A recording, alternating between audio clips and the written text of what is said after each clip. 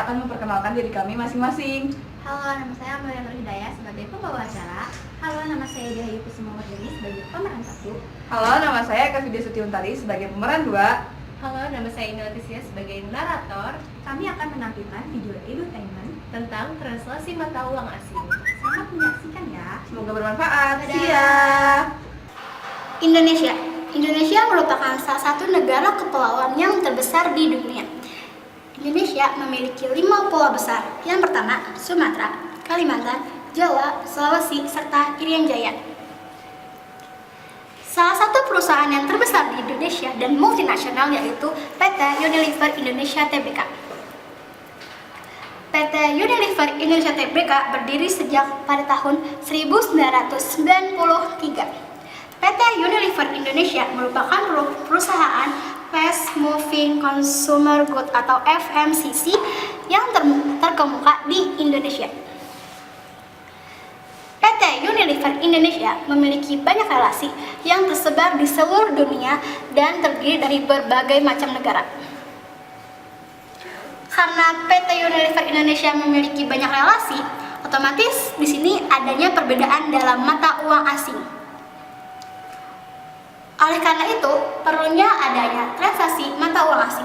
Ini yang merupakan masalah besar pada saat relasi banyak di berbagai negara. Kenapa butuh transaksi mata uang asing? Karena di sini adanya perbedaan rupiah atau mata uang di setiap negara.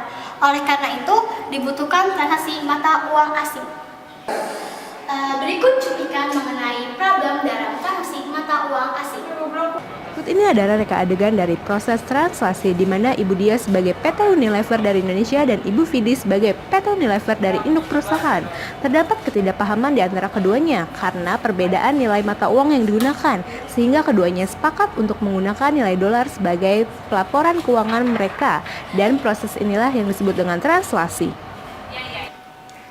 Setelah adanya transaksi mata uang asing mengakibatkan adanya keuntungan dan kerugian dari selisih kurs antara rupiah maupun dolar. Nah, sekian. Ini merupakan problem dari transaksi mata uang asing.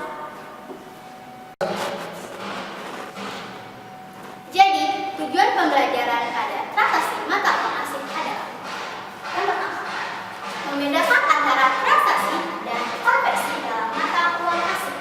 Yang kedua, memahami sebenarnya istilah-istilah apa aja sih yang ada pada transaksi dalam mata uang asing. Yang ketiga, mengetahui perbedaan antara keuntungan dan kerugian pada transaksi mata uang asing. Yang keempat, menghitung sebenarnya berapa sih keuntungan dan kerugian dalam transaksi mata uang asing. Yang kelima, memahami pengaruh penggunaan berbagai metode dalam transaksi mata uang asing terhadap laporan keuangan.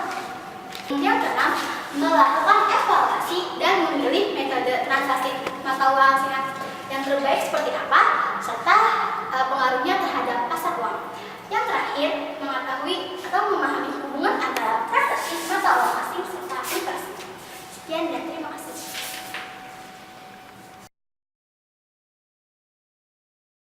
Alasan transaksi mata uang asing. Perusahaan dengan kegiatan operasional luar negeri yang signifikan mempersiapkan laporan keuangan gabungan mengenai operasional perusahaan secara global. Untuk dapat memenuhi hal tersebut, perlu adanya laporan keuangan mata uang asing yang digunakan oleh induk perusahaan. Proses tersebut disebut dengan translasi. 3 alasan pencatatan transaksi, yaitu yang pertama mencatat tingkat transaksi mata uang asing, yang kedua adalah memperhitungkan efek terhadap perusahaan sehubungan dengan transaksi mata uang asing, yang ketiga berkomunikasi dengan peminat saham asing. Latar belakang dan terminologi. Transaksi mata uang asing tidak sama dengan konversi. Neraca hasil transaksi mata uang asing bisa dilakukan dengan transaksi langsung maupun tidak langsung. Perdana mata uang asing domestik didapatkan dengan cara mengalihkan neraca mata uang asing dengan nilai tukar mata uang asing langsung atau membagi neraca mata uang asing dengan nilai tukar mata uang asing tidak langsung.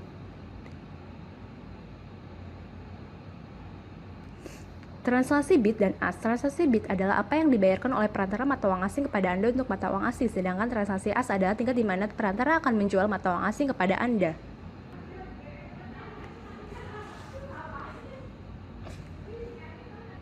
Masalah, jika nilai tukar mata uang asing relatif stabil, transaksi mata uang asing keuangan tidak akan sulit. Namun bagaimanapun, nilai tukar tidak pernah stabil. Sistem keuangan pada kebanyakan negara industri sangat bebas dalam menentukan nilai mereka sendiri dalam pasar saham. Efek laporan keuangan terhadap kurs alternatif transaksi mata uang asing, yaitu kurs saat ini, kurs historis, dan kurs rata-rata. Transaksi mata uang asing dapat muncul saat penjualan maupun pembelian produk yang pembayarannya dilakukan dengan menggunakan mata uang asing atau saat pinjam-meminjam, dan transaksi muncul saat mata uang asing dibutuhkan untuk mencapai catatan pembukuan keuangan dalam laporan perusahaan. Tipe dalam penyesuaian tukar-menukar. Tukar-menukar untung atau rugi terbagi menjadi dua. Yang pertama, transaksi untung atau rugi yang terdiri tanggal transaksi dan tanggal laporan keuangan, yaitu transaksi tidak pasti. Apabila terdiri dari tanggal transaksi, tanggal laporan keuangan, dan tanggal penyelesaian transaksi tersebut transaksi pasti. Yang kedua, transaksi untung rugi yang terdiri dari tanggal laporan keuangan awal dan tanggal laporan keuangan lanjutan. Transaksi mata uang asing mungkin menggunakan satu mata uang, akan tetapi dihitung dengan mata uang lain. Mata uang fungsional suatu perusahaan adalah mata uang utama yang digunakan untuk menjalankan bisnis, menghasilkan dan menghabiskan kas. Kriteria mata uang fungsional yaitu mata uang lokal sebagai mata uang fungsional dan mata uang induk perusahaan sebagai mata uang fungsional. Keduanya berdasarkan beberapa faktor ekonomi, yaitu arus kas, harga jual, harga pasar, anggaran biaya, keuangan, dan internal perusahaan. Perspektif transaksi terbagi menjadi dua, yaitu perspektif transaksi tunggal. Transaksi ini penyesuaian nilai tukar dimasukkan sebagai penyesuaian terhadap pembukuan transaksi awal dengan alasan bahwa transaksi dan perjanjiannya merupakan kejadian tunggal. Yang kedua, perspektif transaksi ganda, yaitu penerimaan piutang krona mempertimbangkan kejadian yang terpisah dari penjualan yang memberikan tambahan pendapatan. Perusahaan yang beroperasi secara internasional menggunakan berbagai metode untuk menunjukkan aset, utang, pendapatan, dan beban dalam mata uang domestik yang dinyatakan dalam mata uang asing. Metode translasi mata uang asing seperti ini dapat diklasifikasikan ke dalam dua tipe. Yang pertama, metode nilai tukar tunggal. Metode ini yang juga diketahui sebagai metode kurs saat ini telah lama populer di Eropa. Metode ini mengaplikasikan nilai tukar tunggal, harga penutupan atau harga saat itu terhadap semua saham dan utang asing. Pendapatan dan beban mata uang asing secara umum ditranslasikan pada nilai tukar yang berlaku saat item tersebut diakui. Yang kedua, metode nilai tukar ganda. Metode ini mengombinasikan kurs saat ini dan kurs historis dalam proses translasi mata uang asingnya. Metode ini terbagi menjadi tiga. Yang pertama, metode current non-current. Pada metode ini, aset lancar yang dimiliki anak perusahaan saat itu, aset yang biasanya dikonversi ke kas dalam 1 tahun, dan utang lancar, yaitu kewajiban yang jatuh temponya dalam 1 tahun, ditransaksikan ke dalam mata uang induk perusahaan mereka pada laporan keuangan dengan kurs saat ini. Yang kedua, metode moneter non-moneter.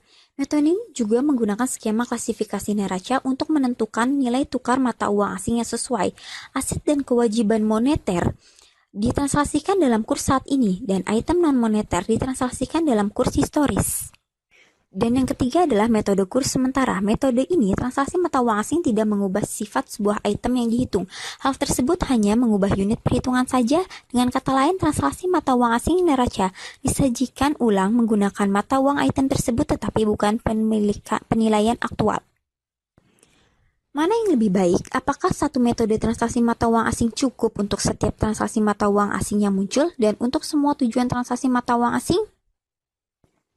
Jawabannya adalah tidak. Karena situasi dalam transaksi mata uang asing sangatlah luas. Mentransaksikan akun dari mata uang yang stabil menjadi tidak stabil tidaklah sama dengan mentransaksikan akun dari mata uang yang tidak stabil menjadi stabil. Terdapat 3 pendekatan transaksi mata uang asing yang masuk akal jika dilihat dari sudut pandang pembaca. Yang pertama, metode kurs historis. Objek dari transaksi mata uang asing adalah untuk mengubah unit perhitungan dalam laporan keuangan anak perusahaan di luar negeri terhadap mata uang domestik dan untuk menyesuaikan laporan mata uang asing kepada GAAP di negara induk perusahaan. Tujuan tersebut akan dicapai dengan baik melalui metode yang menggunakan kurs historis. Yang kedua, metode kurs saat ini. Metode ini akan sesuai jika transaksi mata uang asing anak perusahaan asing tetap menggunakan mata uang lokal sebagai unit perhitungannya, yaitu saat perusahaan asing dilihat dari perspektif lokal. Dan yang ketiga, tidak ada transaksi mata uang asing sama sekali. Sejauh ini kita telah mengacu pada nilai tukar yang digunakan dalam metode translasi mata uang asing, baik kurs saat ini maupun kurs historis. Terkadang dalam sebuah negara mengaplikasikan nilai tukar berbeda terhadap transaksi yang berbeda, dalam situasi seperti ini kita harus memilih salah satu di antara nilai tukar yang ada.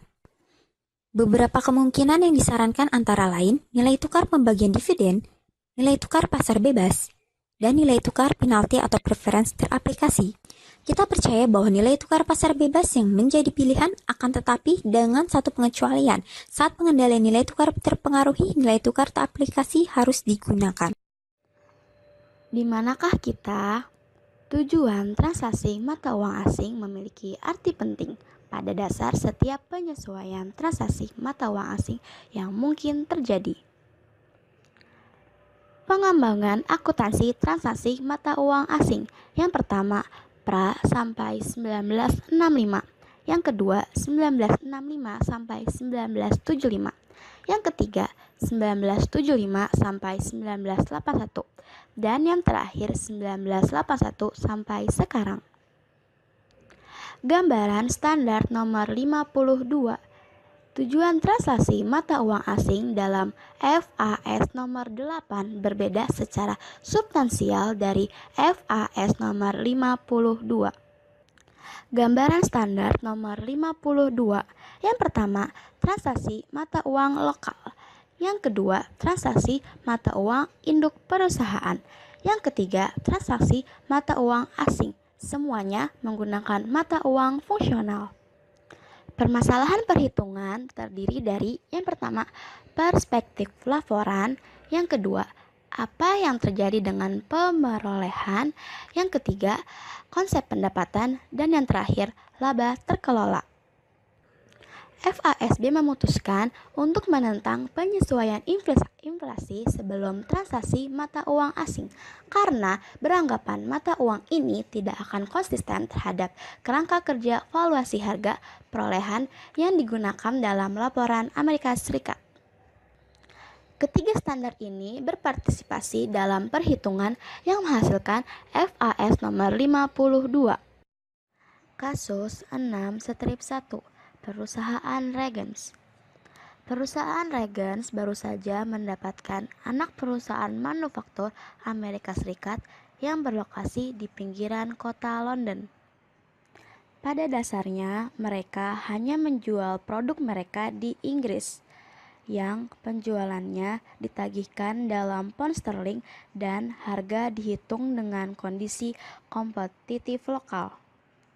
Beban seperti buruh, bahan mentah, dan biaya produksi lainnya sebagian besar lokal, walaupun kuantitas komponen yang signifikan sekarang diimpor melalui induk perusahaan Amerika Serikat.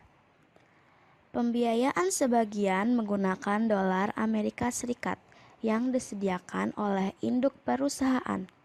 Manajemen kantor pusat harus memutuskan penggunaan mata uang fungsional untuk operasional perusahaan di London. Pertanyaannya, apakah akan menggunakan dolar Amerika Serikat atau pound sterling Inggris? Lalu, Anda diminta untuk memberikan saran kepada manajemen mengenai penggunaan mata uang yang tepat dan efek relatifnya ke laporan keuangan. Persiapkanlah laporan keuangan yang mendukung rekomendasi Anda dan identifikasi setiap kebijakan yang digunakan dalam analisis Anda. Berikut merupakan tampilan tabel, yaitu tabel laporan keuangan Regens Corporation. Tampilan di atas memberikan perbandingan neraca Regens Corporation pada 31 Desember 2000x7 dan 20x8 dan laporan laba rugi akhir tahun pada tanggal 31 Desember 20x8. Laporan yang digunakan di Amerika Serikat biasanya menggunakan prinsip akuntansi yang menggunakan translasi terhadap dolar. Berikut informasi dan data tambahan pada nilai tukar. Yang pertama, mengenai nilai tukar. Yang kedua, saham biasa yang diterima, utang jangka panjang yang diterbitkan, dan aset tetap asli yang dibeli saat kurs nilai tukar $1,70 sama dengan 1 pound sterling. Yang ketiga, akun utang pada induk perusahaan dihitung dengan menggunakan dolar Amerika Serikat.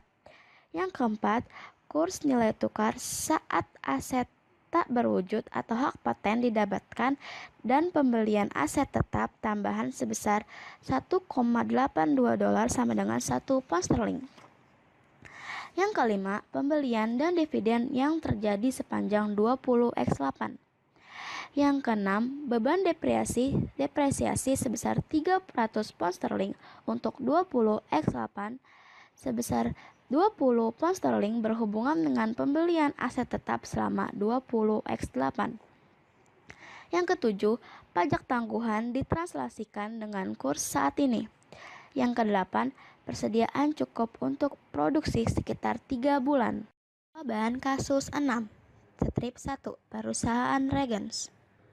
Pos akun di neraca untuk aset normalnya menggunakan kurs pada akhir tahun berjalan atau kurs pada saat ini. Namun, untuk aset tetap menggunakan 1,70 seperti yang tertera pada soal. Untuk harta tidak berwujud menggunakan kurs rata-rata pada tahun berjalan. Untuk pos akun kewajiban dan pemegang saham, untuk hutang dagang dan pajak tangguhan menggunakan kurs mata uang saat ini atau 31 Desember 20x8. Untuk induk perusahaan tidak perlu ditranslasikan kembali. Nilai perhitungan A berasal dari tabel berikut. Perhitungan A berasal dari tabel laba rugi yang berada di atas. Untuk penyesuaian transaksi mata uang asing berasal dari total aset dikurang total kewajiban sebelum adanya penyesuaian. Untuk akun laba rugi, semua pos akun yang ada di laba rugi seharusnya menggunakan kurs rata-rata pada tahun tersebut. Namun, untuk keuntungan dan kerugian transaksi menggunakan kurs saat ini, asumsinya menggunakan metode saat ini. Untuk pajak yang ditangguhkan menggunakan kurs saat ini menurut soal. Laba ditahan tahun sebelumnya yang berwarna biru menggunakan kurs 31 Desember 20x7. Pada soal ini dividen menggunakan kurs rata-rata. Manajemen PT Regens Corporation harus tetap menggunakan mata uang fungsionalnya saat ini, yaitu pound sterling, karena pada tahun 20x8 mata uang pound sterling memiliki nilai yang lebih tinggi daripada nilai dolar Amerika Serikat. Demikian video ide teman dari kami, semoga bermanfaat ya. Dadah.